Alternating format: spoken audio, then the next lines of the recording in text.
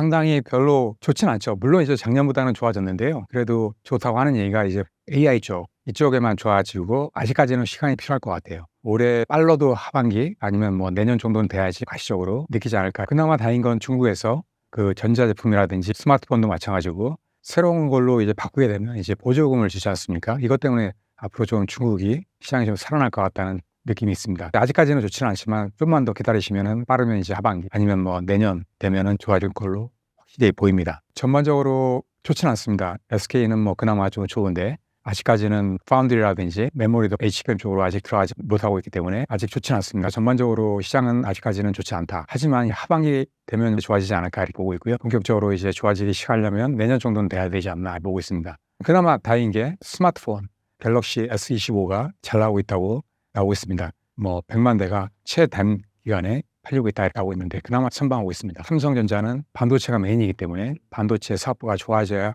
됩니다. 두 가지가 확실히 좋아져야 되는데요. 첫 번째는 파운드리입니다. 삼성에서 파운드리 전략을 바꿨는데 예전에는 이제 2나노 첨단 쪽에 이제 포커스 하겠다 이제 얘기를 했었는데 전략을 바꿨습니다. 왜냐하면 2나노 쪽에 이제 포커스 하다 보니까 다른 이제 성수 공정 이런 거는 가동이 안 되고 있어요. 근데 이제 파운드리라는 거는 이제 기본적으로 가동이 돼야 되거든요. 왜냐하면 멈춰놓고 있으면 이제 감가상각이 되거든요. 인원도 놀려야 되기 때문에 상당히 이제 피해가 컸습니다. 그동안 성수 공정도 하겠다 이런 식으로 전략을 바꿨기 때문에 앞으로 가시적으로 성과가 좀 나오지 않을까 기대를 하고 있고요. 2나노도 하반기에 아마 양산을 하게 될 것 같아요. 수율도 아직까지는 좋지는 않습니다. 한 20%밖에 안 된다고 얘기가 나오는데 좋아지는 속도가 되게 빠르다고 얘기합니다. 많은 고객들이 있기 때문에 특히나 빅테크라든지 대형 팹리스 기업들 이런 기업들이 관심을 두고 있기 때문에 기대를 하고 있고요.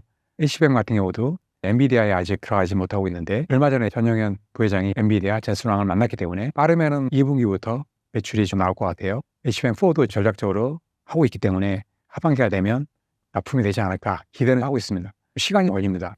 상반기까지는 힘들 것 같고요. 빨라도 하반기 또 가시적으로 이제 성과가 나오려면 내년 정도는 돼야 됩니다. 주가도 지지부진합니다.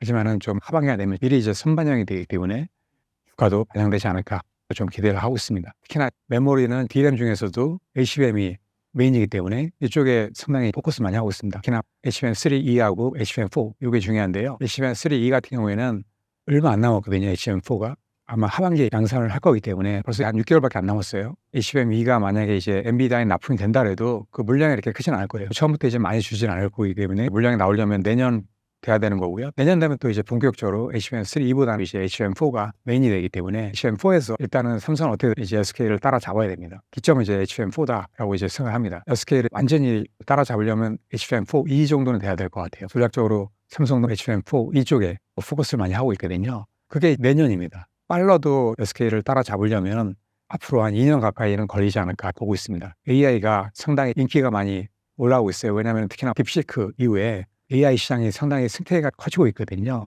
기존에 이제 AI도 생각하지 않았던 새로운 기업들이 이렇게 싼 가격이면 우리도 해야겠다 이제 얘기를 하고 있어요. 각 국가마다 AI를 도입하려는 그런 움직임이 보이고 있습니다.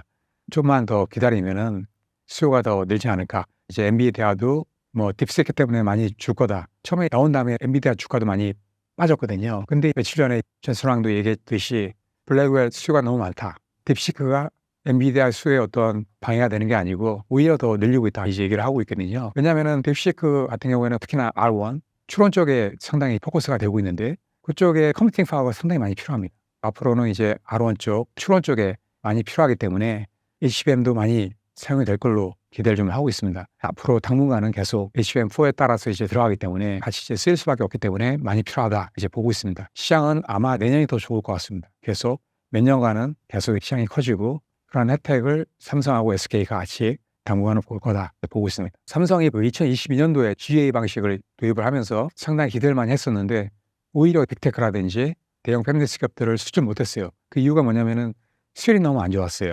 빅테크나 아니면 대형 팹리스 기업들이 주문을 못 준 거예요. 근데 이제 삼성이 이런 GA 방식에 벌써 이제 2년 넘고 이제 3년째 되다 보니까 적응을 한 거예요. 하다 보니까 수율이 계속 올라오고 있습니다. 이제 수율을 잡은 걸로 이제 보이고 있어요.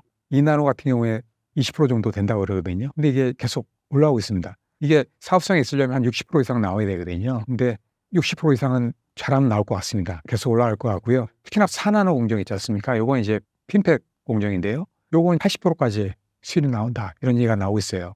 과거보다는 상당히 올라오고 있거든요. 한진만 사장으로 파운드리 사업부 수장이 바뀌었어요. CTO도 사장을 하나 앉혔거든요. 이런 식으로 이제 삼성 파운드리 쪽에 많이 포커스를 하다 보니까 여러 가지 이제 개선되는 점이 많이 보이고 있어요. 수율도 하반기가 되면 훨씬 더 좋아지지 않을까 기대를 좀 하고 있습니다.